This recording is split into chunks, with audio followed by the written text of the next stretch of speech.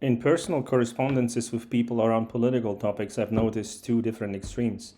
The one is the halo effect, when you say something that stems from their ideology, just keywords that make them feel like you are one of them immediately, make them draw the conclusion that you're one of them. They embrace you. They don't know you as a person. They don't know how you judge reality. They don't know how you experience reality, and yet they feel that you are one of them immediately, just based on a few verbal cues.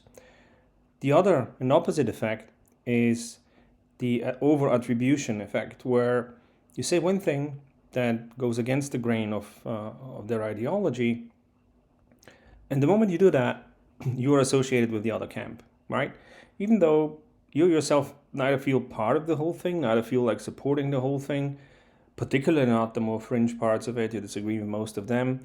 And even when you are discussing issues with the camp that supposedly you're part of, uh, you get excluded from the camp itself as well, because you don't share many of the assumptions there, and don't share many of the viewpoints either. So the effect of over attribution is also something that I've encountered quite often. People labeling me having a specific ideology that I don't really identify with. And then I am taken as an example, as someone who represents that ideology.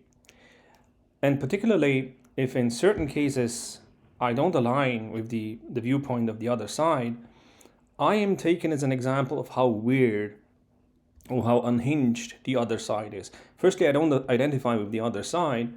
And secondly, just me not agreeing on a specific issue doesn't mean that I don't have a reasonable opinion on it. It just means that I'm not framing it the way they do.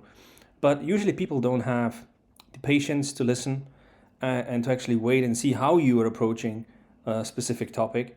But they jump to the conclusion that if it's not my position, if it's not my way of looking at things, it must be identical to the opposite view, and the opposite view is evil, and therefore you as a person have already been labeled. And from there, discussions are basically impossible.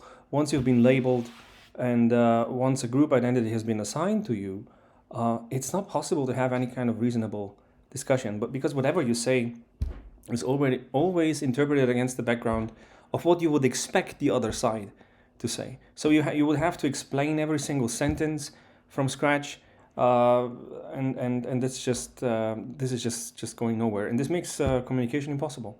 It makes human to human contact basically very difficult, if not impossible, and many times I've just seen that maintaining the mutual connection is actually more difficult.